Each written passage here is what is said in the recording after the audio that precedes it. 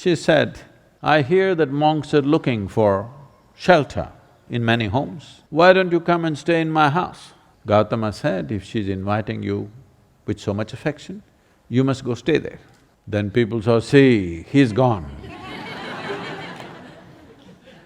Gautama, the Buddha, with a large group of his disciples who was continuously traveling, made a rule that during the monsoon season, those 2.5 months, you can stay in the same place. The rule for the sannyasis or the monks who were with him is you should never stay in any place for more than 2 days. Normally, the monks were sheltered in many homes, so this rule he passed, more than 2 nights you don't stay in one house because it will be too much of a burden for the host. They are housing 10 people, you don't stay there for a month.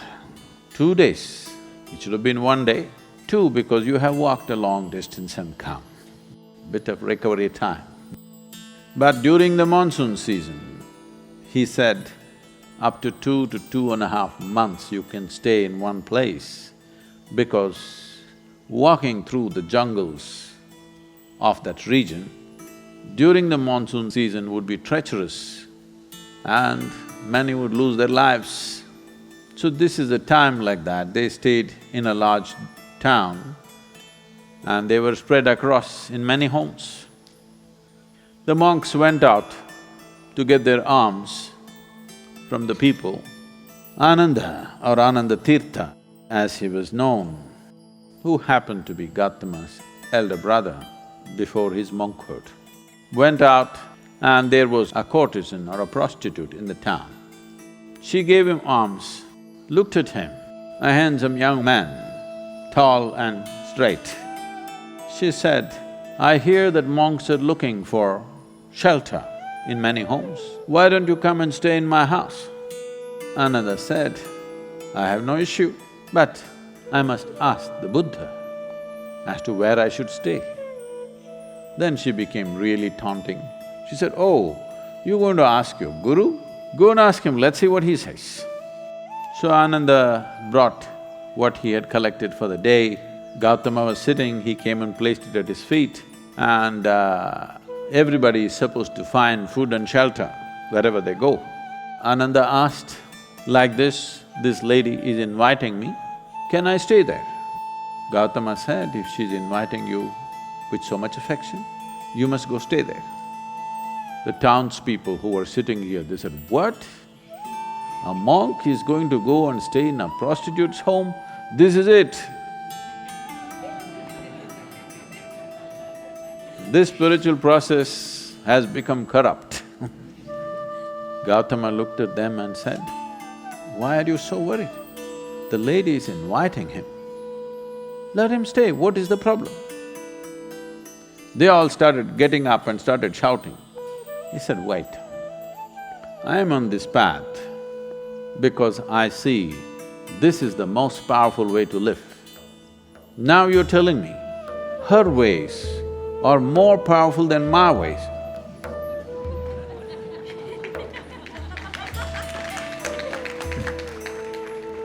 If that is the truth, I will also go and join her.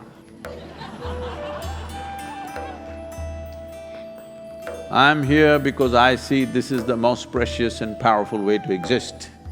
If you think her ways are better than mine, I should also go and join. Because if you're a true seeker, that's how it should be. If you found something much higher, you go for that." Then people shouted and many of them, of course, leave. Then Ananda went and stayed with her. Monsoon time, because of rains, it gets cold. Monk is wearing a thin habit, so she gave him a nice silk wrap. He covered himself. Then people saw, "See, he's gone." She made nice cooking and gave it to him, he ate. Then in the evening she danced for him. He sat, watching very carefully, with utmost attention. Then when they heard the music, this is it, finished. things went on. When the time was up, when the rain stopped, when it's time to move, Ananda came to Gautama along with a female monk.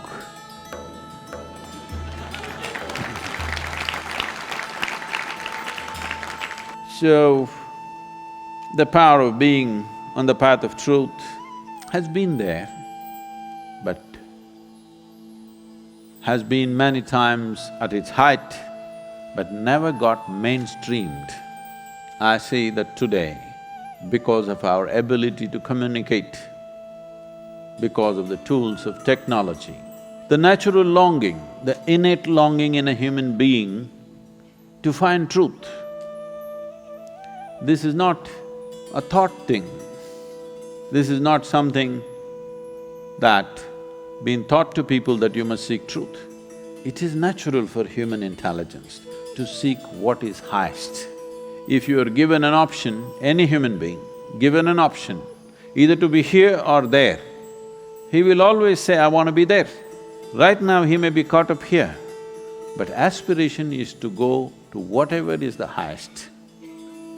It is just that we have to show him that there are better highs than getting drunk, there are better highs than drugs, there are better highs than being caught up in social drama, there are better highs than being better than someone else.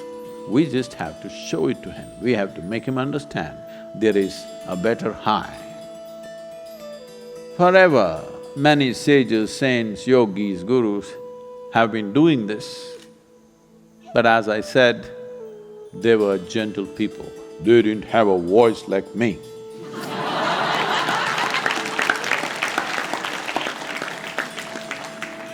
They didn't have a microphone.